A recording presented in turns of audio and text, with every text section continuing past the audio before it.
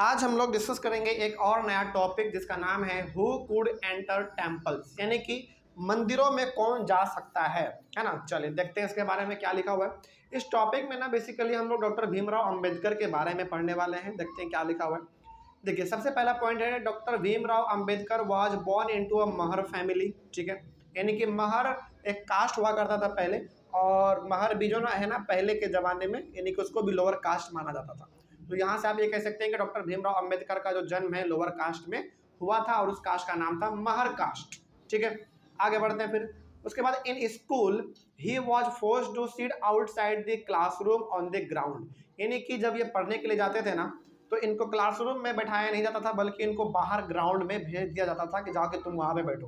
अब जरा सोचो, पढ़ाई हो रहा है क्लासरूम में, बैठा दिया जा रहा है ग्राउंड में, तो ये कहाँ से सीख पाएंगे, है ना। ये नहीं पढ़ पाते थे उतना, लेकिन ये वैसे भी नहीं थे कि चुपचाप बैठ जाते हैं कि नहीं हमको पढ़ने नहीं दिया जा रहा है। नहीं, ग्राउंड में भी थे तो ये सुनते होंगे टीचर को जो पढ़ा रहे हैं। चलो भाई देख नहीं पाएंगे लेकिन कम से कम सुन तो लेंगे, है ना।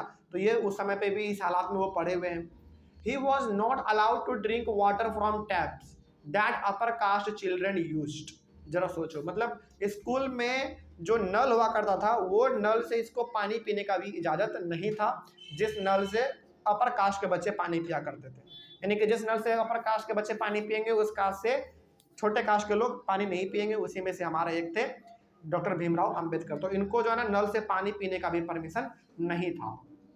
After finishing school, he got a fellowship to go to the US for higher studies।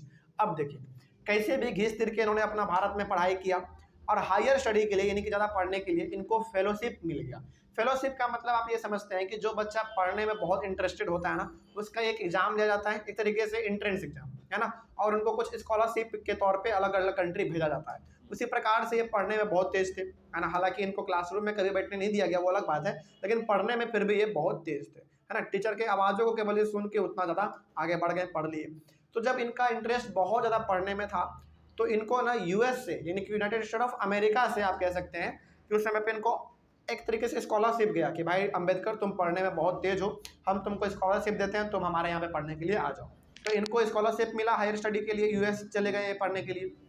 He return to India in 1919, और ये पूरी तरीके से पढ़ाई करके 1919 में भारत लौटे। And he wrote about upper caste power in society, और जैसे ही ये भारत आए, भारत आते ही इन्होंने अपर कास्ट के पास जो पावर है इसके बारे में इन्होंने लिखा।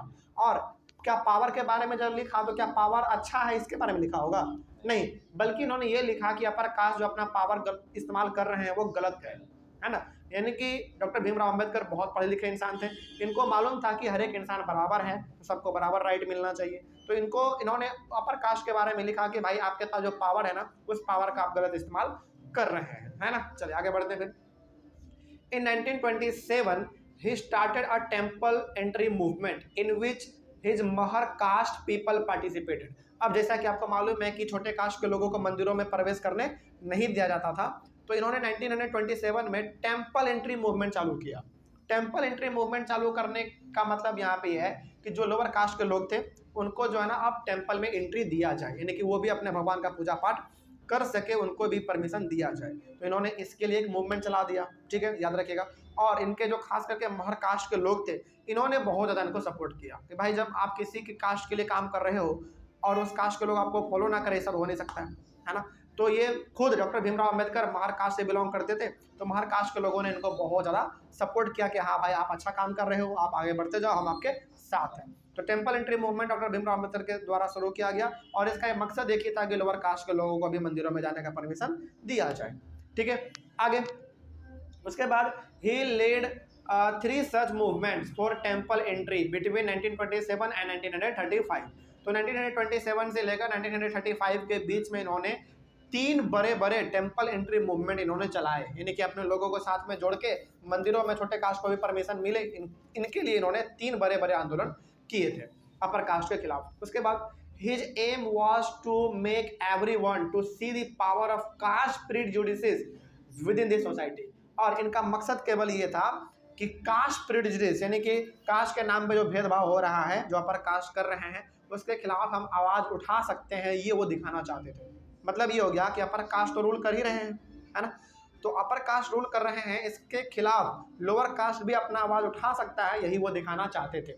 मतलब ये डॉक्टर भीमराव अंबेडकर साबित करना चाहते थे कि लोअर कास्ट भी कम नहीं है, बल्कि सब आपस में इक्वल है, बराबर है। तो ये वो दिखाना चाहते थे। तो ये हो गया हमारा पूरी तरीके से कंप्लीट। अगले वाले क्लास में हम लोग डिस्कस करेंगे दी नॉन ब्राह्मण मूवमेंट के बारे में, ठीक है ना। चलो, थैंक यू वेरी मच।